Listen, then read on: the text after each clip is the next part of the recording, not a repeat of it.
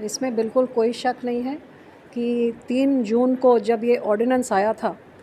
उस दिन ही कैबिनेट में पुरज़ोर तरीके से मैंने पूरी कैबिनेट को, प्रधानमंत्री जी को समझाने की कोशिश करी कि किसानों के मन में इन तीनों कानूनों के खिलाफ़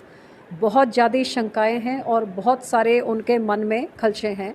और आप कृपा करके कम से कम एक हफ़्ता, अगले हफ़्ते की मीटिंग के लिए आप कैबिनेट में आप डेफ़र कर दीजिए, किसानों को बुला के उनसे समझ लीजिए। लेकिन अकेली आवाज़ होने के नाते वहाँ पे सुना नहीं गया, बल्कि ये कहा गया कि जब तक ये खेती-बाड़ी मंत्री ने कहा कि जब तक ये पार्लियामेंट में कानून नहीं बनता है, तब तक इसका कोई असर नहीं होगा और कानून बनाने से पहले हम ये सारे खदशे एड्रेस कर लेंगे। उस टाइम मैं ये कह सकती हूँ कि जो इनकी नीयत, गलत नीयत थी, वो 3 जून से लेके 17 सितंबर को जब मेरा 1 साल पूरा अब होने वाला है, जब मैंने रिज़ाइन दिया,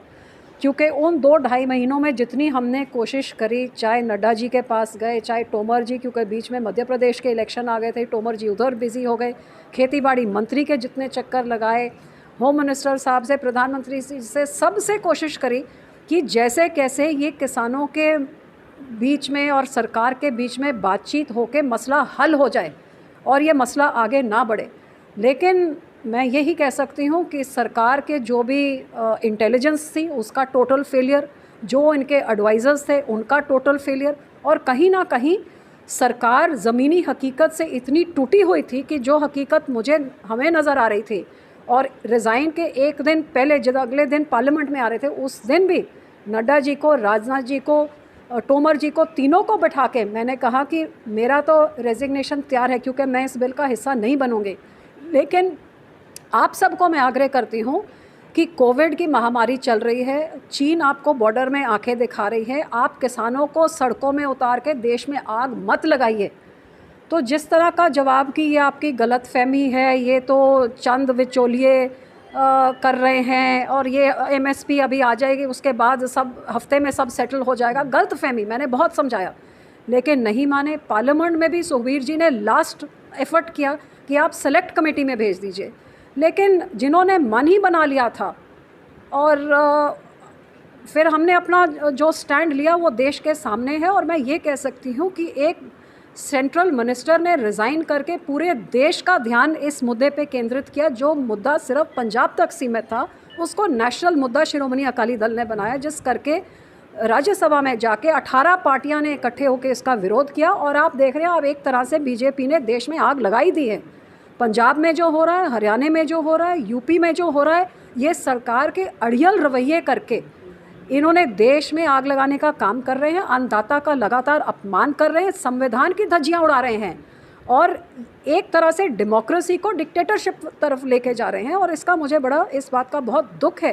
कि जिन लोगों ने आपको ये सारी कुर्सियां और ये पावर्स और ये ओहदे, जिनके वोट से आप बने हैं, आज आप उनके ऊपर डंडे बरसाएं और सिर फोड़ने के आदेश दें और फिर ज़ोर ज़बर करके इंटरनेट बंद करके जो आपने कश्मीर में किया, अब आप सारे देश में लागू करना चाहते हैं। मैडम, रबी की फसलों पर एमएसपी को बढ़ाया गया केंद्र सरकार की ओर से, आप मानते हो किसानों को तोहफा दिया गया केंद्र सरकार की ओर से? तोहफा, धोखा ही नहीं,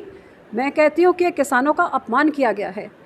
40 रुपये क्विंटल, जो पिछले कई सालों में, 10 सालों में सबसे कम एमएसपी का रेज़ है। जब आपने 2022 में किसानों की आमदन को दुगना करने का आपने वादा किया था, प्रण किया था, अपने मैनिफेस्टो में आपने डाला था, पूरा देश में जाके प्रचार 2015-16 में कि 2022 75वें साल आज़ादी के, किसान की आमदन दुगनी। किसानों को तो सड़कों में बैठा दिया। पेट्रोल डीजल के ज़रूर आपने दाम दुगने कर दिए हैं, और 40 रुपये सबसे कम। ना स्वामीनाथन कमेटी की आपने सही ढंग से C2 की जगह A2 करके उधर भी आपने धोखा दिया, और अब 40 रुपये आप क्विंटल बढ़ा के, मतलब 40 पैसे किलो। और डीजल पेट्रोल कितना आपने साल भर में 20 रुपये लीटर आपने साल भर में बढ़ा दिया है। 2014 से अब तक दुगना कर दिया है, डबल कर दिया है। तो ये किसानों के साथ भद्दा मजाक ही नहीं, ये उनके साथ एक धोखा ही नहीं। लेकिन मैं ये कह सकती हूँ कि किसानों के प्रति जो आपकी नफ़रत है, एक तरह से आपने इस नफ़रत को दिखाया है कि किसानों की आमदन दुगना करने के लिए आपके लिए सिर्फ एक जुमला था, और किसान ये सब देख रहे हैं।